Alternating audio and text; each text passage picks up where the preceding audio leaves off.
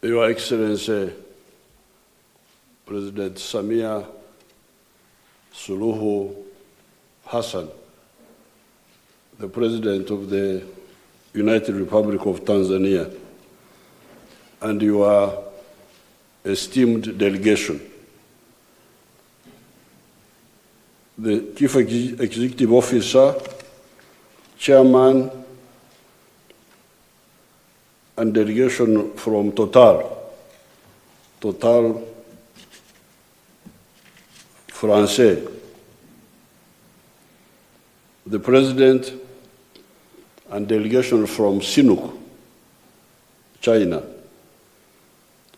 honorable ministers, ladies and gentlemen, Your Excellency, Samia Hassan, and your distinguished delegation, you are most welcome to your brother country of Uganda. Again, condolences on account of the death recently of our brother, His Excellency Magufuli. Also, congratulations on your inauguration as President of the United Republic of Tanzania. Thank you for responding to my invitation to join us and the Total Company of France and the Sinuk Company of China to sign the agreement of the East African pipeline from Hoima to Tanga. Your brother country of Uganda discovered petroleum and gas in 2006. It has taken these 15 years before the first oil on account of the divergent perceptions between us and the oil companies. Initially,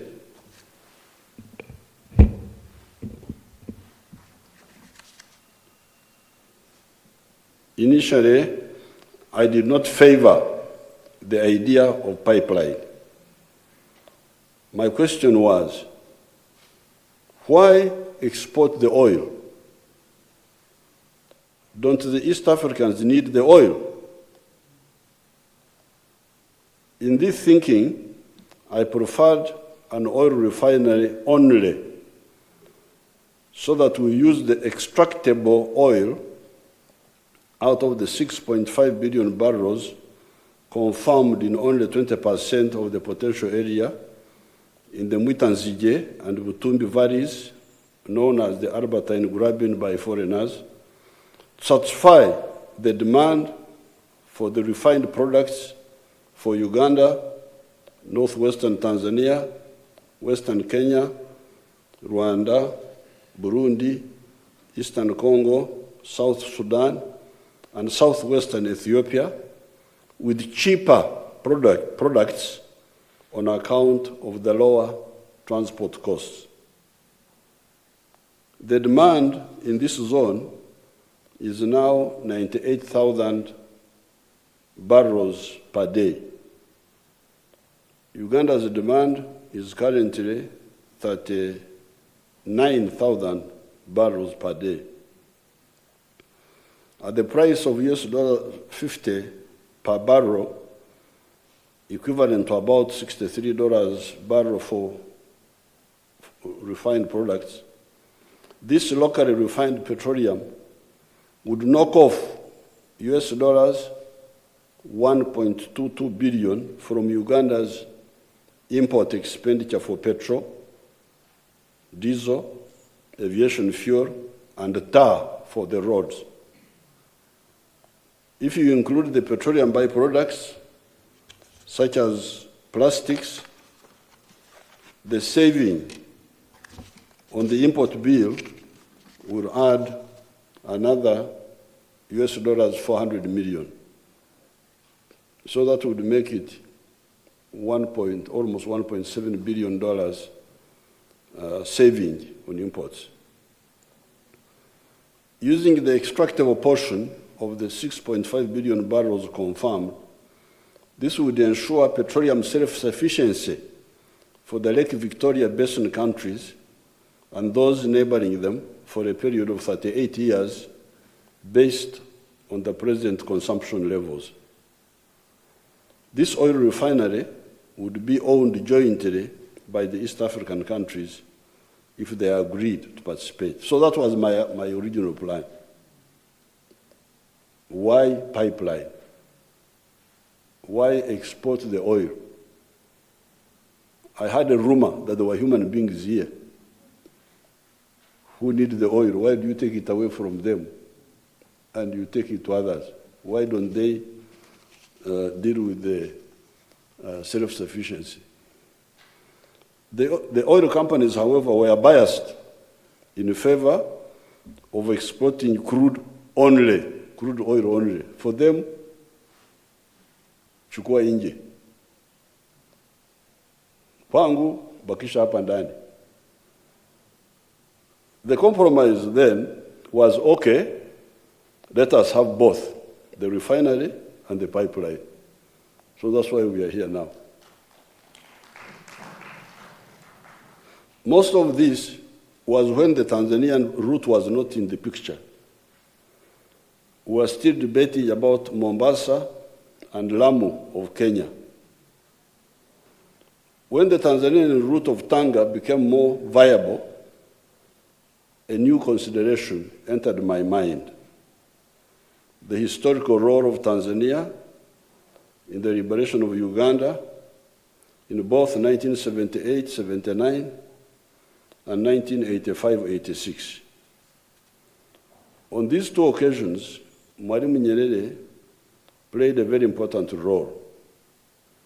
In the 1978-79 war, TPDF played the major role in removing Idi Amin from power. In 1985-86, Mwalimu Nyerere gave us 5,000 rifles at the right time, just before the assault on Kampala, starting on the 17th of January, 1986. Kenya, of course, is a brother country, just like Tanzania. However, historically, there is this unique role of Tanzania. I'm therefore most satisfied that the project will make a modest contribution to the development of Tanzania.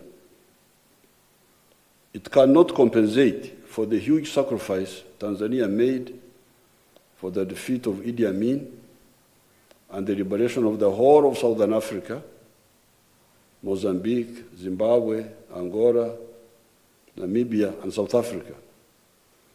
It is just a modest contribution.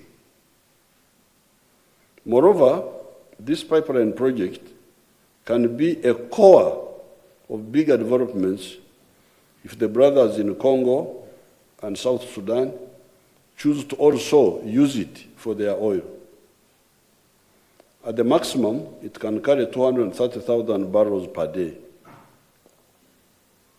Besides, the same corridor can take a return gas pipeline supplying Tanzanian and Mozambican gas to Uganda and the Great Lakes region.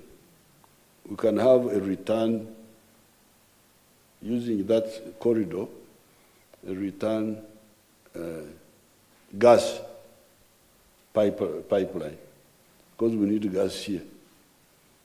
We need gas for iron ore. We've got iron ore, but processing it is, we don't have enough gas. We have some gas, but it's not enough. And the Ugandans, I think they're also getting a bit modernized.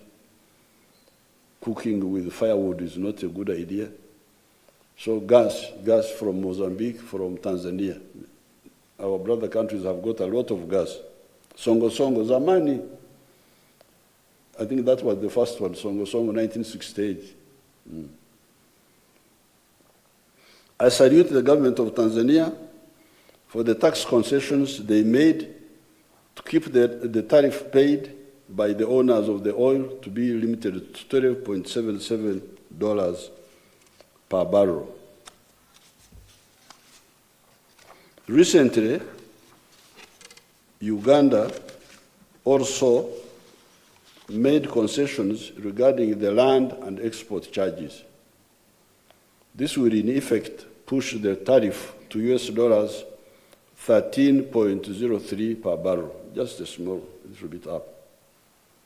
The Lamu route was proposing US dollars 15.8 per barrel as tariff. All this is on account of the extractable portion of the 6.5 billion barrels confirmed and licensed for production, as already pointed out. This is, however, only 20% of the MITANDAO basin, known to foreigners as the Albertine graben. There is a high chance for more oil and gas to be found in the remaining 80% of the oil province, especially in the MITANDAO area, such as Kibiro, Butiaba, etc. Then there is a totally new hydrocarbon zone in the northeast of the country, in the Mount Kadam basin. There are oil seepages on the surface. There are source rocks. There are reservoir rocks. And there are also trap rocks, accumulation rocks, that have been seen by our experts. This petroleum, as Kasande was saying, the PS, was actually discovered by our experts. What he was telling you in 1986, when Shell came to see me to give me a license, I asked a question.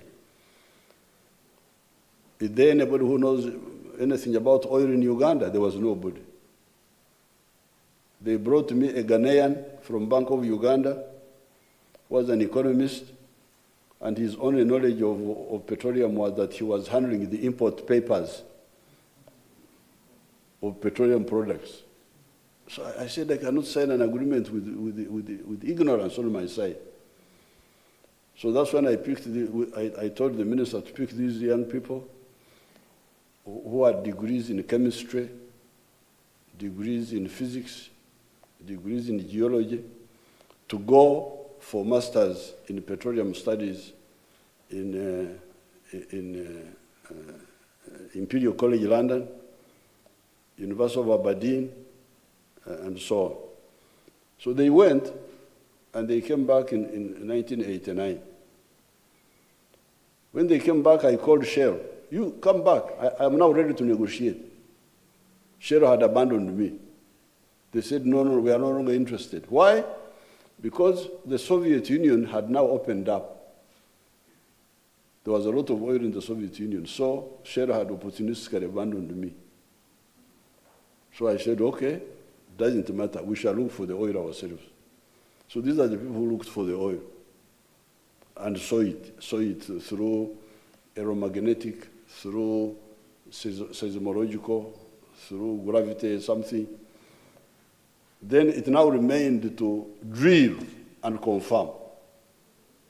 That's how the oil companies came in. They came in to drill, but to drill for what we already knew, to confirm. So I congratulate that team. How many of you are here? Stand up and they see you, the whole group, the ones who are here.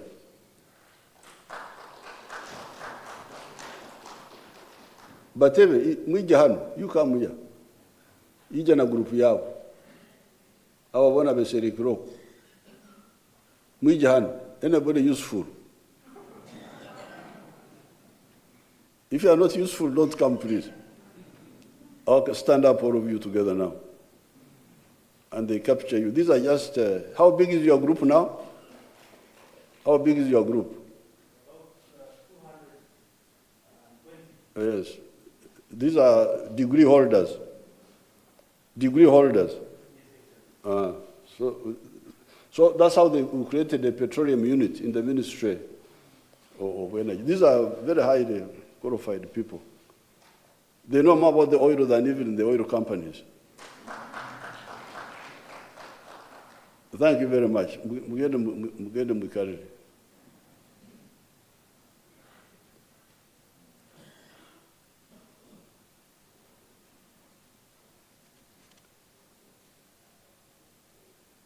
So there is that new province, the Karamoja zone.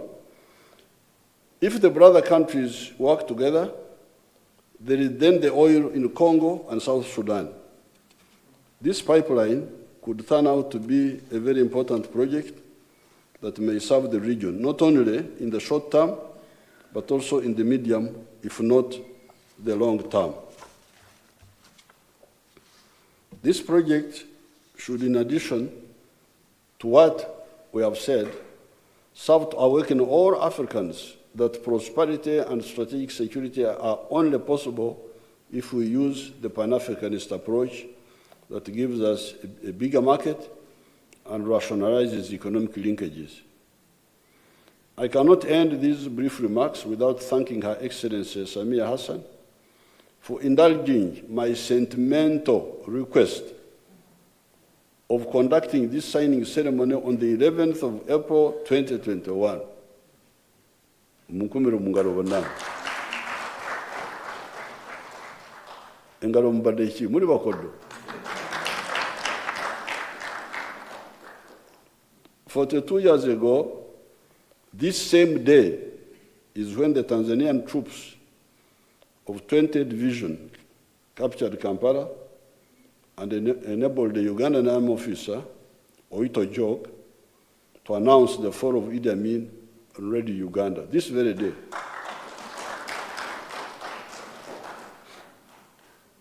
At that very moment, with my rapidly growing Fronosa troops operating with another TPDF division, the Task Force Division under Major General Cyrus Mayunga, I was on the Mbarara front. 20th Division was under General Musuguri. Musuguri, not Munguri. This one who wrote. The name is Musuguri. Today, therefore, is a triple victory for Tanzania and Uganda. Ushindi wa mara tatu. Number one, military. Kukumbuka. Number two, political, because military could not go without political cooperation with Mwalimu. And number three, now economic.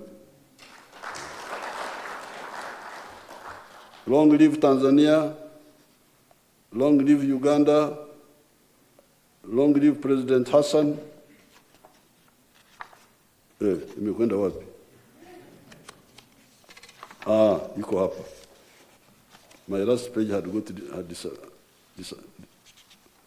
I thank Your Excellency and your delegation for coming to this function. I also salute the people of Tanzania for agreeing to host the project. Mungu ebariki Uganda, ebariki Tanzania, ebariki Africa. Thank you very much.